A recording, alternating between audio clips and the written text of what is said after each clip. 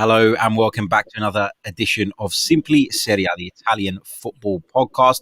As ever, I'm your host, Harry Symeou, and I'm delighted to be joined, as usual, by the brilliant Vittorio Campanile, live from Rome. How are you, sir? Not bad, thanks. Not bad. What about yourself? Yeah, not too bad. Can't complain. Arsenal are on a good run of form. They got rid of lots of bad players out of the transfer window. So yeah, it's been a decent few weeks. I can't complain at all. Vittorio, let's kick off with a game that I'm sure you would have thoroughly enjoyed at the weekend. Atalanta 1, Lazio 3. Lazio getting revenge on Atalanta following that Coppa Italia quarter-final. First of all, tell us the story of the game and what were you most impressed about Lazio?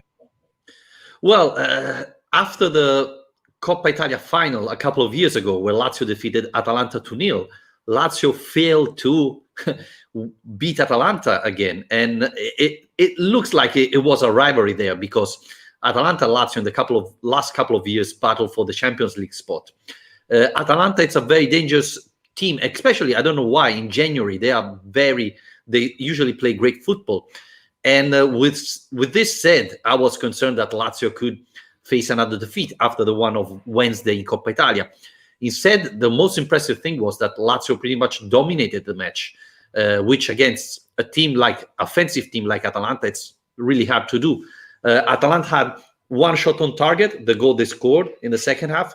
So Lazio was pretty much in control of the match.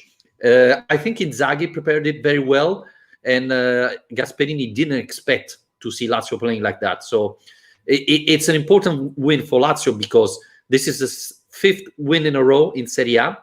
So that's give you a lot of boost and confidence.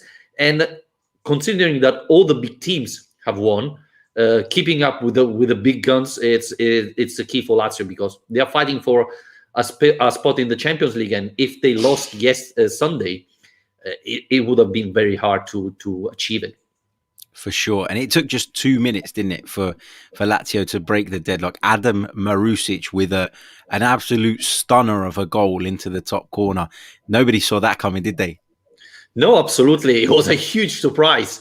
I have to admit that I was a little bit surprised to see Marusic take a shot like that. It's funny because Sena Lulic, before the match, said to him, remember, take your chances with the right foot. And he did it straight away and scored. And in fact, went to celebrate with him on the bench. So surprising, obviously, going immediately ahead helped Lazio to control the match. But, I mean, Lazio played really, really well against Atalanta. That it's really complicated. Let's not forget that Atalanta last weekend dominated AC Milan. So I don't think anybody see it coming. And that's one of the reasons that I've really got back into Serie A because of, there are so many good teams in the league. There are so many big clubs and these results are never too far away. The results that maybe people didn't see coming, and it really adds to the entertainment value of the competition. But that win takes Lazio to within just 2 points of Juventus in fourth. Now, I know Juventus have played a game less, but Lazio, we've kind of touched on it in recent weeks. They're on an upward trajectory at the moment, aren't they? They're on their way up again, and they're starting to get closer to where it is many people probably expected them to be at the end of this, at the beginning of the season. Sorry.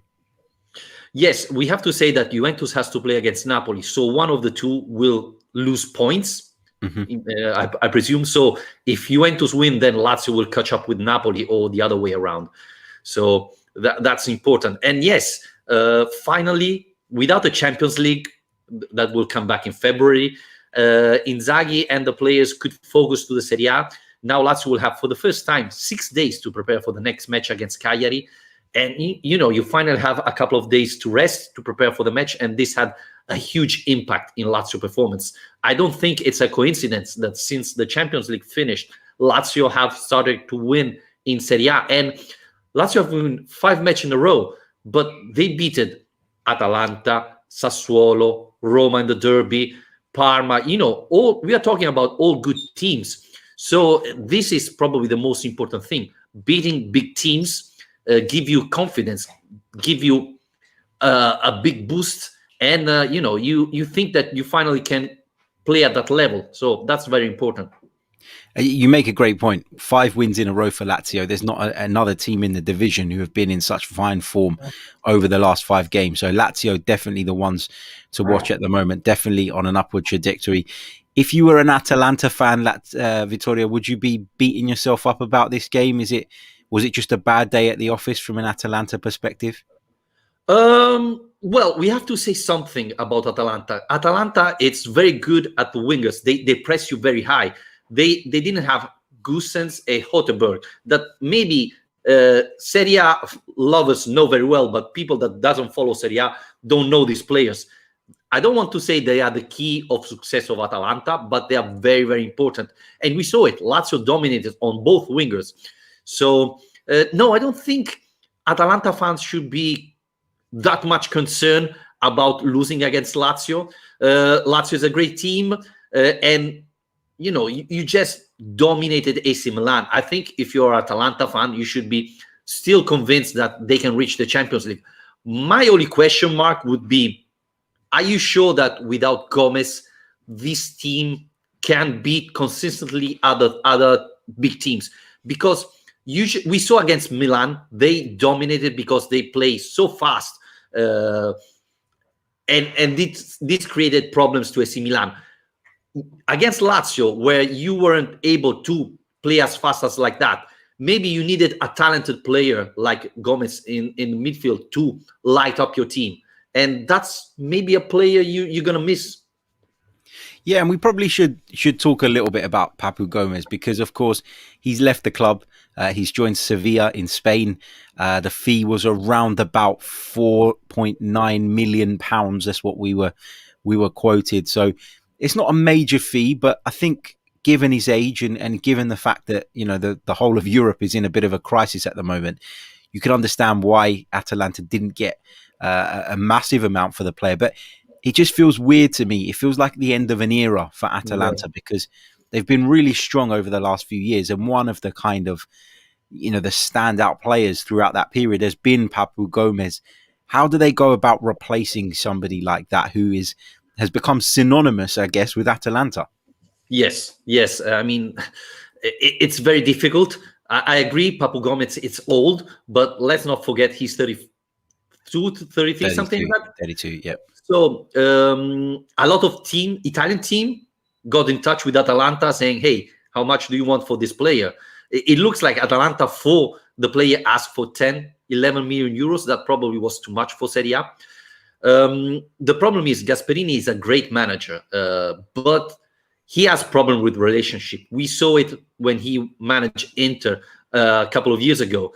And he fall out with the Papu Gomez. And this is a big problem because, as I said, Atalanta has a lot of good players, but maybe Ilicic is the only one who has that talent like Papu Gomez, with a big difference. Ilicic, for me, it's very inconsistent. He can play 20 minutes of amazing football and then disappear for the rest of the match. And this is what happened Sunday against Lazio. So you don't have that type of player anymore. And I fear Atalanta will struggle without him. But Atalanta had to make a choice. Do we stick with our manager or do we stick with our captain? I think the decision was correct. You have to stick with your manager. And so they had to get rid of Papu Gomez. In this circumstance, with the COVID-19 affecting all the teams, they couldn't get that much money. But they have been smart because they sold him abroad. So it won't come back to bite them. But yeah, I think, a player like Papu Gomez will be missed. I'm not convinced, to be honest with you, that he will be as good as he has been in Bergamo at Sevilla, because it's different circumstances, different teams, etc. So we could say that both of them have lost in this deal, probably. Yeah, great points. Great points indeed. Let's move on to the game between Bologna and Milan. Milan won by 2-1. Rebic and Kessié with the goals. And of course, Poli scored for Bologna. Milan had lost their last couple of games, one in the league, one in the Coppa Italia. And there were a lot of eyes on them this week, weren't there, to see whether they could bounce back immediately or whether we were going to start to see Milan fade away.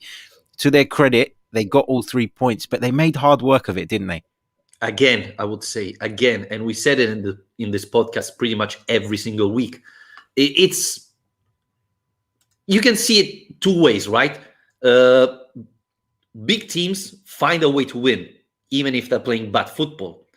But you cannot imagine keeping up like this for so long. You have to start playing better football to win consistently. AC Milan is finding way to win consistently, even playing badly. Again, two penalties for AC Milan. There have been a lot of rumors here in Italy because we are beginning February and AC Milan already had 14 penalties this season. Wow. So they have been. I mean, Juventus is the second; they had 5. So this still tells you the gap. Ibrahimovic missed the penalty, but they were able to score on the deflection of the goalkeeper. The biggest question mark, Harry, is will Milan finally start to play good football? Because you can win against Bologna like that. We saw it against Atalanta. If you don't play great football, you lose, and this what happened.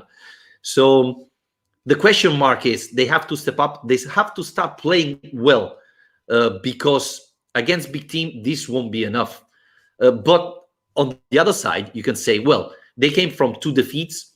You can think that they could start losing confidence. Instead, they won. So this is important for the table, for the confidence. But I think they have to start to play better football. Otherwise, I don't think they can keep it up with Inter and Juventus.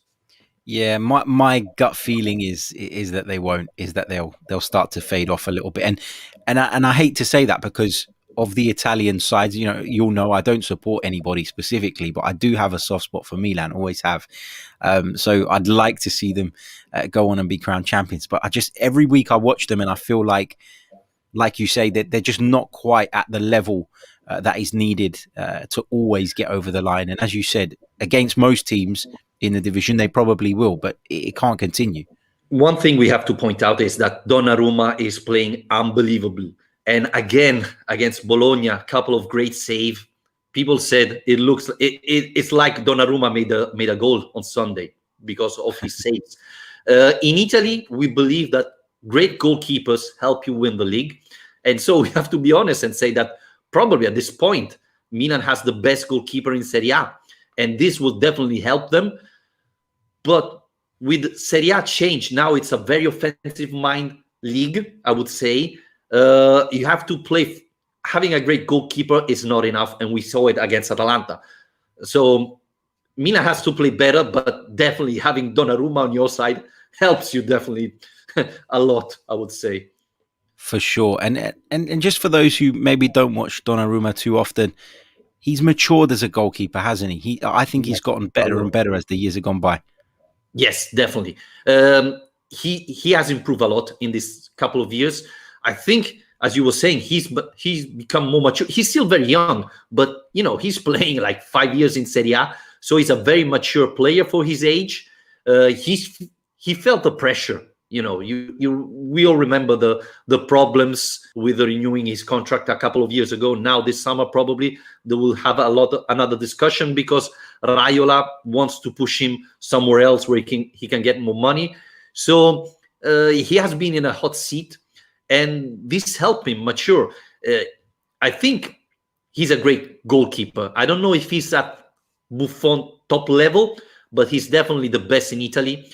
And yes, I think that this season, at least 10 points Donnarumma provide to Milan with his unbelievable saves. So that's important because you start the league with 10 points more than the other team. And, seeing, for example, Andanovic, who should be a very good goalkeeper this year, making a couple of mistakes you wouldn't expect it from him. So, Donnarumma is giving added value to this team, a lot of added value to this team. Of course, and as you say, he's been around for a while, and people kind of have this perception of him, in their minds. But actually, it's very easy to forget that this guy's just 21. 21. Yeah. Who's to say by 25, 26, he won't be the best goalkeeper in the world? So the sky's the limit for Donnarumma. There've been signs that maybe he was a little bit overhyped at certain periods in his career, but I think he's fought back quite well from that, and he looks as though he's on the up. let's move on to another game. Juventus, they defeated Sampdoria, and I know Juventus didn't play particularly well on the night. They got an early goal, or early, I say early 20th minute, and then they got a late one through Aaron Ramsey to really secure the result. We've spoken before about Claudio Ranieri and the way he is good at nullifying opponents. Do you think that's why Juventus found it a little bit difficult at Sampdoria, or do you think that they just weren't at the races? It's always very difficult to play against Claudio Ranieri, especially if you don't have a big experience as manager as Andrea Pirlo has. So this created a little of problems for Juventus. On the other side, we have to say that finally Bentancur and Arthur are starting to improve. We said that Juventus missed a midfielder like Arthur with quality. And we are seeing that slowly, but Andrea Pirlo is starting to picking up Arthur more often. And this is having an impact. Again, playing against Sampdoria, it's very difficult. They don't have a lot of quality players, but Ranieri, it's very good in defending. And Juventus didn't play great football, but find a way to win. And the difference, I would say, is that Juventus has a lot of quality players that can decide your match. Obviously, we're talking about Cristiano Ronaldo, Ramsey, etc. And this is probably the biggest difference between AC Milan and Juventus. Juventus has a lot of options, quality option. So even if they're not in the right night, Pirlo has a lot of option to pick up. McKennie is playing great football. So, yeah, I would say that Juventus is starting to improve finally, to find the starting 11, because we saw Pirlo changing a lot in the last month or so. Now with picking Arthur more often, we see some improvement. Yeah, for sure. Let's move on to Roma against Verona. 9 minutes, 3 goals for Roma, put them in a really, really comfortable position. I watched this one because, to be honest, Tottenham were playing Brighton and Tottenham were losing 1-0. And I thought, if I watch that, then I might curse Brighton. So I stuck with Roma Verona, even though the game was over, just in case. But yeah, massive result again for Roma. They've picked up a couple of results lately that maybe have relieved some of the pressure on the boss. Yes. Well, it's fun enough because there were rumors that if Roma lost against Verona, Fonseca could be sacked. And we've talked a lot last podcast, right? Roma is third. No one could expect Roma to be at that position now. So it makes no sense. Verona, it's a very good team. We saw this season play great football. So it was a huge surprise to see Roma pretty much closing the match in the first 10 minutes. But this tells you again that all those rumors that players are against the manager were completely fake. Roma played very, very well against Verona. It wasn't easy because Verona is a very dangerous team, especially if you start pressing a lot and then giving a lot of spaces. But yeah, I mean, Borja Mayoral, who's starting playing against Dzeko. Dzeko is off the squad. There's going to be a meeting this week to see if they can find a solution, Fonseca and Dzeko. But Borja Mayoral, it's a great striker, and he's proving that he can play at this level.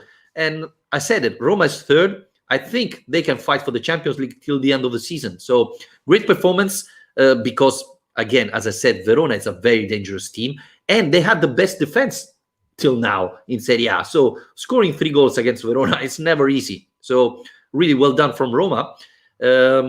Again, nowadays, Juventus-Roma next week, this will be a very important match for this club because they are third, but let's not forget that they didn't win a single match against a top team.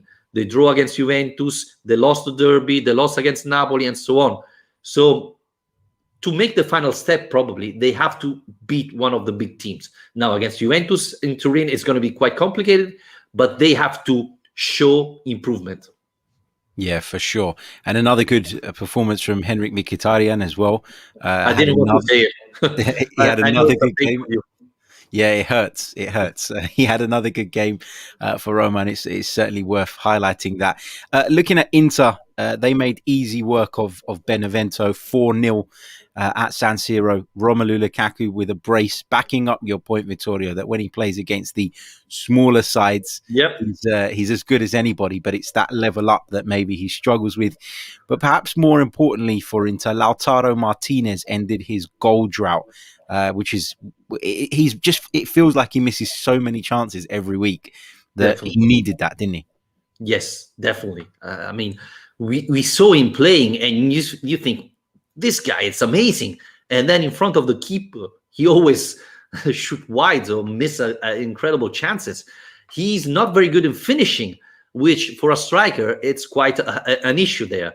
Again, he scored against Benevento. So, Benevento is not a top team. You have to prove that you're a good striker against top teams. And again, both Lukaku and Lautaro have failed this season to perform well against big teams.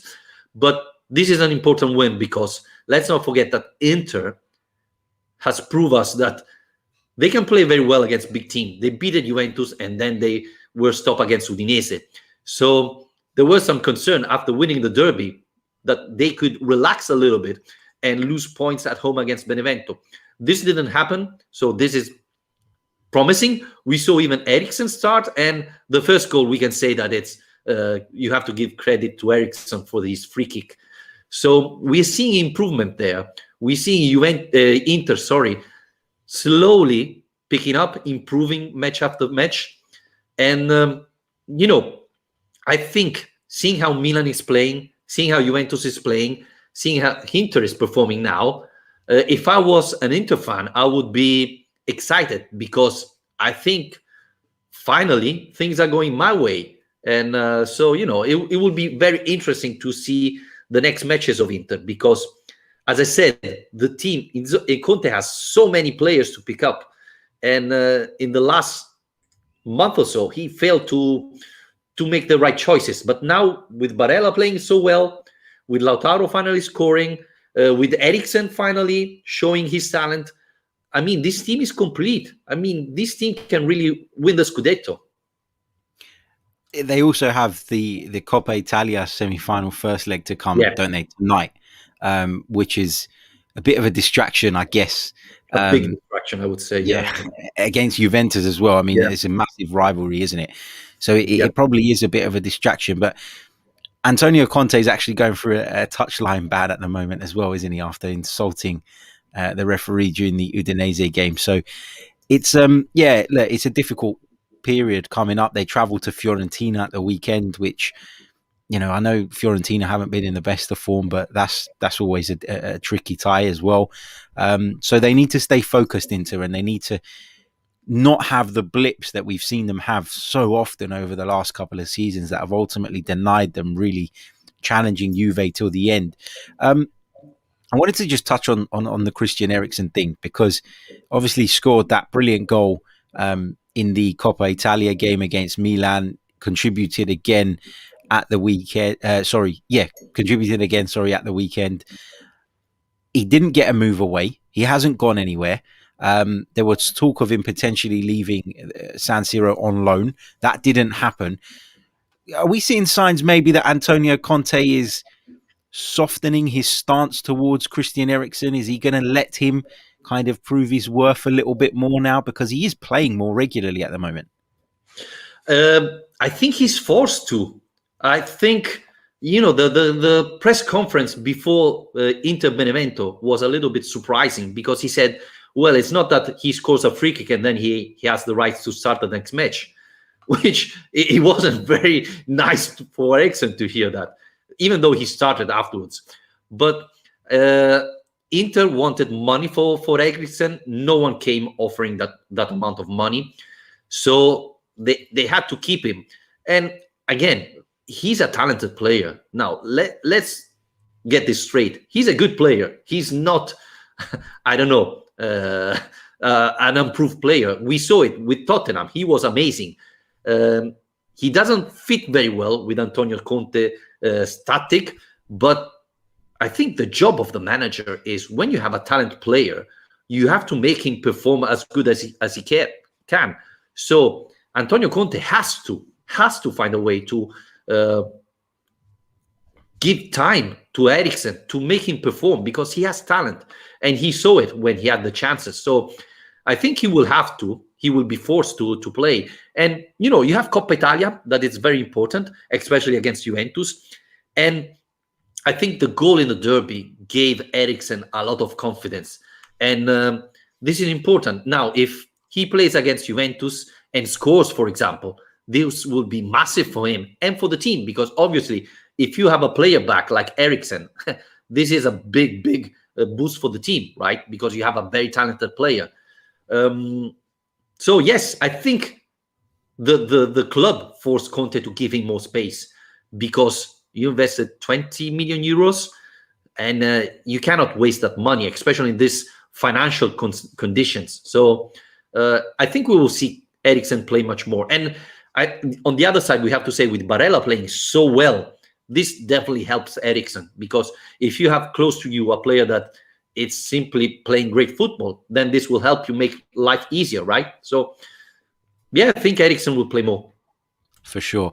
A couple of other teams I wanted to quickly pick your brains on, Vittorio. Genoa picked up a little bit of form of late, and they've pulled away from the drop zone a little bit. Are you confident that they'll be okay now? They were in trouble a few weeks ago when we were looking at the table.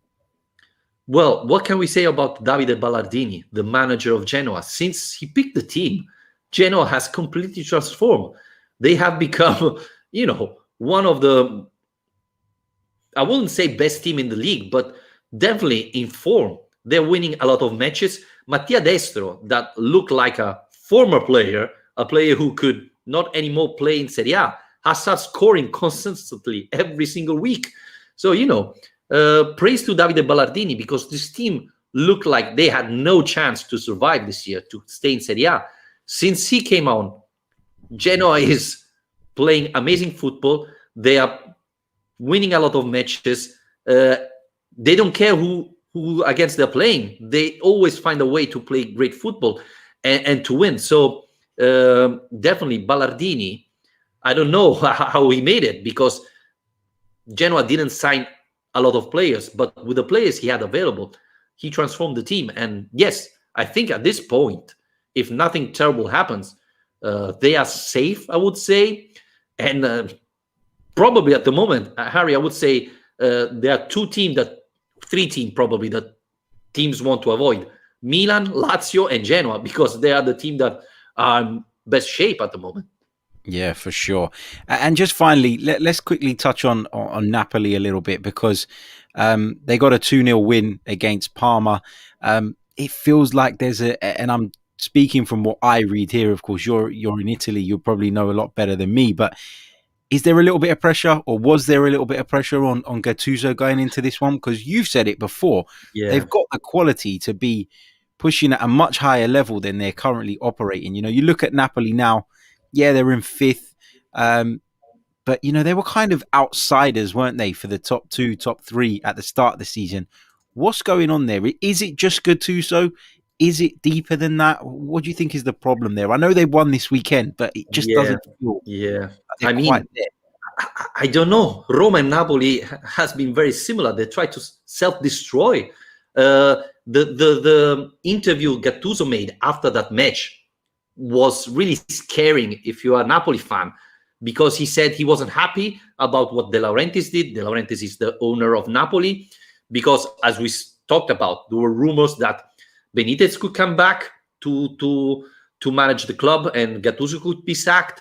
And Gattuso said things that make you think, well, Gattuso is out of Napoli. He already knows that he's out. And Napoli is still fighting for the Champions League. They're still fighting for the Coppa Italia. They're fighting for everything. They have a great team. And when you hear a manager saying those things, well, it's really concerning, knowing how De Laurentiis behave. I'm surprised he's still in charge. I think, knowing De Laurentiis, he should be sacked Sunday night, for what Gattuso said. He said he's not happy about what De Laurentiis did. The relationship was good at the beginning. Now it's not as great. I mean, these are not the right words to say when you're in charge of Napoli and after win. These are the wrong things to say. I can understand Gattuso is disappointed because, let's face it, Napoli is still there, and there have been rumors of sacking Gattuso, replacement manager already contacted, etc. But this is football, right? How often do we hear these things? Every week, right? We Conte been sacked, Inzaghi been sacked, Fonseca been sacked. So this is not a surprise. You are in the football world 20 years, I think, Gattuso. You should be used to this. These words don't make sense. And this is the wrong message you're sending to fans, to your team, to everybody. So, yeah, I really don't understand. I'm not confident now anymore in Napoli after this. Yeah, it must have an impact. And maybe now that Gattuso's kind of, making it clear in the public eye, you can perhaps maybe understand why.